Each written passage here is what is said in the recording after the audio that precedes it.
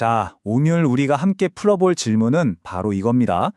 우리 경제를 이끄는 그 엄청난 AI 기술, 과연 우리 지구를 되살리는 데에도 똑같이 쓰일 수 있을까요? AI가 그냥 돈 버는 도구에 그칠까요? 아니면 정말로 지구를 구하는 영웅이 될 수 있을까요? 여러분도 이런 생각 한 번쯤 해보시지 않았나요? 우리는 누구나 아름다운 자연을 보면 감탄하고 또 그걸 정말 사랑하잖아요. 그런데 참 이상하죠? 우리 문명 전체는 왜 그렇게 사랑하는 자연을 파괴하고 있는 걸까요? 이 풀리지 않는 정말 거대한 모순이 바로 오늘 이야기의 출발점입니다. 이 모순의 뿌리를 따라가 보면요, 우리가 너무나 당연하게 어쩌면 무의식적으로 받아들여온 아주 오래된 생각 하나가 딱 자리 잡고 있습니다. 그게 뭐냐면 바로 경제와 생태는 서로 싸우는 관계, 즉 적이라는 생각이죠. 네, 바로 이런 낡은 생각의 틀이죠. 경제가 이기면 생태계는 손해를 보고 반대로 생태계를 살리려면 경제적 손실을 감수해야 한다는, 뭐랄까, 제로섬 게임 같은 거요. 마치 시소처럼 한쪽이 올라가면 다른 한쪽은 무조건 내려가야만 하는 그런 관계로 본 거예요. 자, 그런데 이제는 이 생각의 틀을 완전히 깨부숴야 할 때가 왔습니다. 현실을 훨씬 더 정확하게 바라보는 새로운 패러다임이 필요하다는 거죠. 진실은 말이죠, 경제가 생태계랑 싸우는 게 아니에요. 오히려 경제는 생태계라는 더 큰 시스템 안에 속해 있는 일종의 부분 집합이라는 겁니다. 이게 정말 중요한데요. 이 관점의 변화 하나가 모든 걸 바꿀 수 있는 열쇠가 됩니다. 왜냐고요? 한번 생각해 보세요. 아주 간단해요. 우리가 지금 입고 있는 옷, 손에 든 스마트폰, 심지어 우리가 보고 있는 이 디지털 세상을 돌리는 저 데이터 센터의 서버들까지 우리 경제 시스템 안에 있는 모든 것들은 결국 어디서 왔을까요? 맞습니다. 자연에서 캐내거나 아니면 길러낸 것들이에요. 이건 뭐 추상적인 얘기가 아니고요. 예외가 단 하나도 없습니다. 모든 것의 뿌리는 결국 자연인 거죠. 자, 그렇다면 우리가 매년 지구에서 얼마나 많은 자원을 가져다 쓸까요? 이 숫자를 들으시면 아마 깜짝 놀라실 겁니다. 무려 900억 톤이에요. 그것도 매년이요. 이 어마어마한 양을 1인당으로 한번 나눠볼까요? 그러면 그 차이가 더 확연하게 드러납니다. 아시아가 평균 11.5톤을 쓰는 데 비해 유럽은 거의 2배, 미국은 3배에 가깝죠. 그런데 진짜 심각한 문제는 따로 있어요. 우리가 이 많은 자원들을 캐내고 가공하는 방식이 글쎄요, 짧게는 50년, 길게는 150년이나 된 아주 낡은 기술이라는 겁니다. 바로 여기서 아주 중요한 질문이 나옵니다. 그렇다면 인공지능이나 로봇공학 같은 우리 시대의 가장 새로운 기술들이 이 낡아빠진 방식을 확 뜯어 고칠 수 있을까요? 자연을 파괴하는 게 아니라 오히려 존중하는 방식으로 자원을 얻게 도와줄 수 있냐는 거죠. 정답은 네, 가능하다입니다. 실제로 AI와 로봇 기술은 벌써부터 정말 놀라운 변화들을 만들어내고 있어요. 자, 지금부터 3가지 핵심 분야를 한번 같이 살펴보시죠. 우리가 주목할 혁신은 크게 3가지입니다.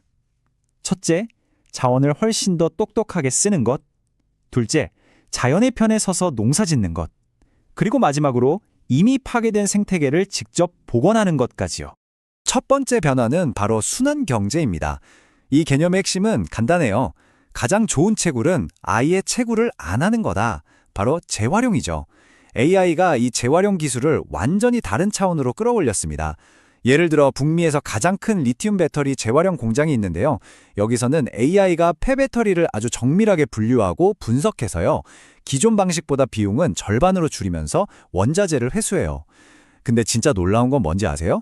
이렇게 되찾은 물질의 순도가 땅에서 막 해낸 새 것보다 더 높다는 거예요. 말 그대로 쓰레기가 보물로 바뀌는 마법이 일어나는 거죠. 두 번째는 재생농업입니다. 이건 자연과 싸워서 이기려는 게 아니라 자연과 한 팀이 돼서 함께 일하는 방식이에요. 가령 AI 기반의 분광학 기술이라는 게 있는데 이게 빛을 이용해서 토양 성분을 분석하거든요. 이걸로 농부들은 말 그대로 흙의 건강 상태를 들을 수 있게 되는 거예요. 어디가 아픈지 뭐가 필요한지 정확히 아니까 필요한 영양분만 딱 맞게 줄 수 있죠. 또 AI가 전통적인 품종 개량 속도를 어마어마하게 단축시켜서 무슨 유전자 조작 같은 거 없이도 기후변화에 아주 강한 작물들을 만들어내고 있습니다. 그렇게 해서 태어난 슈퍼 작물들이 바로 이런 것들입니다. 척박한 땅에서도 잘 자라는 사탕수수는 산림 파괴를 크게 줄여주고요. 뜨거운 날씨에도 끄떡없는 토마토도 나왔어요. 특히 이 가뭄에 강한 목화, 이건 정말 대단한데요. 물 사용량을 무려 10분의 1로 줄일 수 있답니다. 이건 뭐 농부에게도 좋고 지구에게도 좋은 그야말로 모두가 이기는 혁신이죠. 자, 이제 가장 야심찬 변화로 한번 넘어가 볼까요? 이건 단순히 피해를 줄이는 수준을 넘어서요. 우리가 과거에 망가뜨렸던 자연을 AI와 로봇을 동원해서 적극적으로 되살리는 겁니다. 이름하여 자연을 복원하는 로봇 군단이죠. 그 첫 번째 임무는 바로 맹그로브 숲 복원입니다. 점점 사라지고 있는 이 중요한 해안숲을 로봇들이 과연 어떻게 되살리는지 한번 보시죠. 이 숫자를 한번 보세요. 1분에 100개. 드론 한 대가 1분 만에 맹그로브 씨앗 100개를 심을 수 있다는 뜻입니다. 자동화 기술이 생태계 복원에 가져오는 그 엄청난 속도와 규모, 바로 이 숫자가 보여주는 거죠. 그럼 결과는 어떨까요? 정말 놀랍습니다. 불과 2달 만에 심은 씨앗의 90% 이상이 싹을 틔우고요. 14개월이 지나면 보시는 것처럼 완전히 울창한 숲이 자리를 잡습니다. AI를 기반으로 한 노력이 얼마나 빠르고 효과적으로 생태계를 되살릴 수 있는지 보여주는 아주 강력한 증거라고 할 수 있겠죠. 그 효율성은 정말 믿기 어려운 수준이에요. 단 4명으로 이루어진 팀이 하루 만에 무려 80헥타르, 그러니까 축구장 110개 정도 넓이에 12만 그루의 맹그로브를 심을 수 있습니다.